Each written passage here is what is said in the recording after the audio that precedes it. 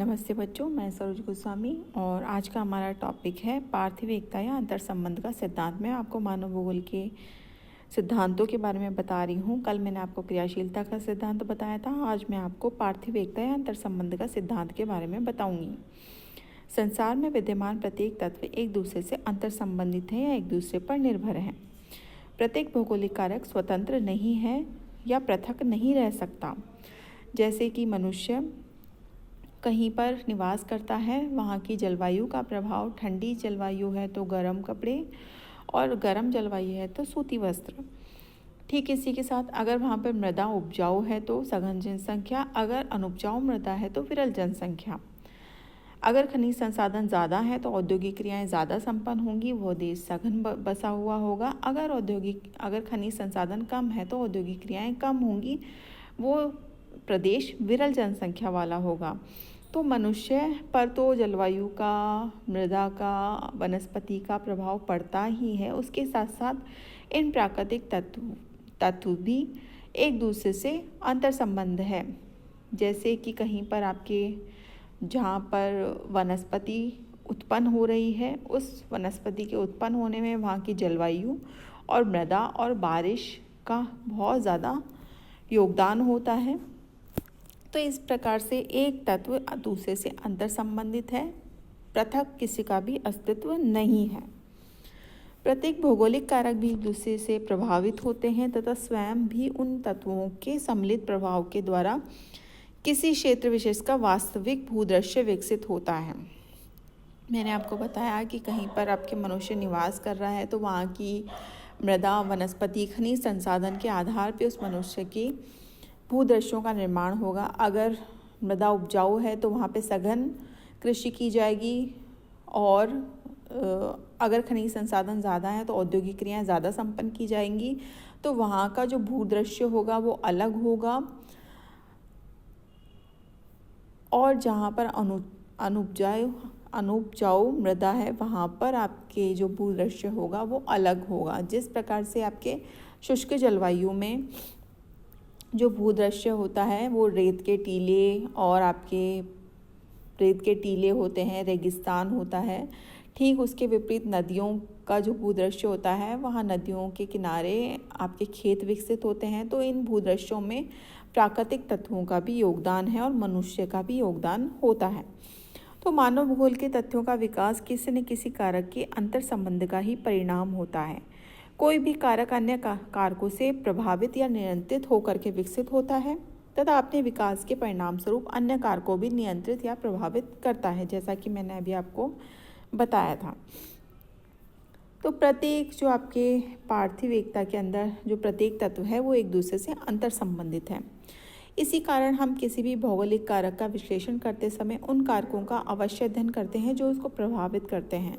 उदाहरण के लिए किसी भी प्रदेश में निवास करने वाले मानव के रहन सहन, जीवन स्तर, खान पान, वेशभूषा, सामाजिक व्यवस्था आदि पर विभिन्न भौगोलिक दशाओं का प्रभाव पड़ता है तथा स्वयं मनुष्य भी अपने विवेक और तकनीकी के आधार पर भौगोलिक कारकों को प्रभावित करता है। जैसा कि मैंने आपको बताया कि मनुष्य जहाँ पर निवास करता है वहाँ के भौगोलिक तत्वों का, आपके भौगोलिक तत्वों में जलवायु आ जाती है, मृदा आ जाती है, वनस्पति आ जाती है, खनिज संसाधन आ जाते हैं और यहाँ के अपवाह तंत्र या फिर जो जलाशय हैं या प्राकृतिक जो पानी के स्रोत हैं वो भी इसको शामिल किए जाते हैं। तो इन सब का प्रभाव मनुष्य के रहन सहन पे, जीवन पे, खान पान पे, वेशभूषा पे और सामाजिक व्यवस्था पर होता है। साथ ही मनुष्य इन प्राकृतिक तत्वों को भी परिवर्तित करता है और परिवर्तन के फलस्वरूप सांस्कृतिक भूदृश्यों का निर्माण होता है। तो इस प्रकार पृथ्वी स्वयं भी एक इकाई के रूप में इसके विभिन्न भाग आपस में एक दूसरे से अंतर संबंधित या नियंत्रित हैं। पृथ्वी के संपूर्ण क्षेत्र पर मानव भौतिक नियम क्रियाशील हैं तथा समस्त क्षेत्र पर समान प्रभाव डालते हैं। पृथ्वी पर पाए जाने वाली जलवायु भी अंतर संबंधित है। जलवायु के विभिन्न कारक एक दूसरे से संबंधित होते हैं तथा पृथ्वी के भूपटल पर समान जलवायु क्षेत्रों में भी एक जीवन तथा समान प्रकार की वनस्पति पाई जाती है। जैसा कि पृथ्वी के समान जलवायु वाले जो क्षेत्र हैं, अगर हम पृथ्वी को देखें तो पृथ्वी को 3 कटिबंधों में बांटा गया है। उष्ण कटिबंध, 0 डिग्री से कर्क रेखा, आपके कर्क रेखा और मकर रेखा के मध्य का जो क्षेत्र है वो उष्णकटिबंधीय क्षेत्र होता है। कर्क रेखा से 66.5 डिग्री उत्तरी अक्षांश और मकर रेखा से 66.5 डिग्री दक्षिणी अक्षांश तक आपके जो कटिबंध होता है वो शीतोष्ण कटिबंध होता है। और इसके बाद में 66.5 डिग्री उत्तरी तथा 66.5 डिग्री दक्षिणी अक्षांश के बाद में ध्रुवों तक, आपके उत्तरी ध्रुव और दक्षिणी ध्रुवों तक शीत कटिबंध का विस्तार है। इन कटिबंधीय क्षेत्रों में आप देखो तो ज़्यादातर जो आपके जीवन है वो एक समान सा दिखाई देता है और इसके साथ साथ इन क्षेत्रों में जो आपके मनुष्य का रहन सहन है वो एक जैसा ही होता है।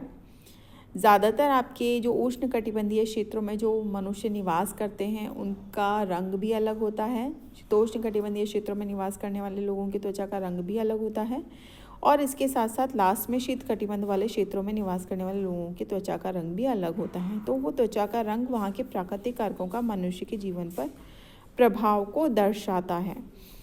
अगर उदाहरण के तौर पे हम ये कह सकते हैं कि मिट्टी के निर्माण में जलवायु, भूमि और वनस्पति का सम्मिलित योगदान है। मिट्टी का जो निर्माण होता है वो करोड़ों वर्ष पूर्व चट्टानों के अपघटन के द्वारा उसमें वनस्पति अंशों के मिलने से मिट्टी का निर्माण होता है। लेकिन मिट्टी स्वयं भी वनस्पति को प्रभावित करती है। अगर मिट्टी उपजाऊ है तो वनस्पति आपके सघन होगी, अनुपजाऊ है तो आपके वनस्पति विरल होगी। तो आपके और शुष्क बालू की मिट्टी है तो वहाँ पर कटीली झाड़ियाँ ही ज़्यादा पाई जाएगी। तो इस प्रकार से मिट्टी भी वनस्पति को प्रभावित करती है। जलवायु के विभिन्न कारकों के प्रभाव द्वारा धरातलीय आकृतियों का निर्माण होता है। जलवायु के विभिन्न कारकों को द्वारा आपने फिजिकल ज्योग्राफी में पढ़ा होगा, अपर्दन के जो जितने भी कारक हैं, नदी, हिमानी, पवन, इन सब के द्वारा भू आकारों में परिवर्तन होता रहता है। तो इन भू आकारों का निर्माण होता है, लेकिन पर्वत भी जलवायु को प्रभावित करते हैं।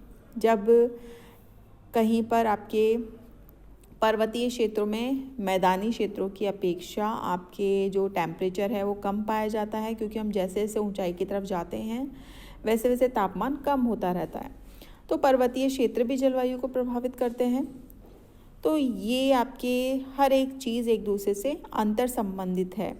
इसी के आधार पे कहा गया है कि भौतिक वातावरण के प्रत्येक तत्व एक दूसरे पर निर्भर हैं, संबंध हैं तथा एक दूसरे से संगठित होते हैं। जर्मन मानव भूगोलविदा फ्रेडरिक रेटजल ने अपनी पुस्तक एंथ्रोपोजियोग्राफी में पार्थिव एकता के सिद्धांत पर सर्वाधिक बल दिया।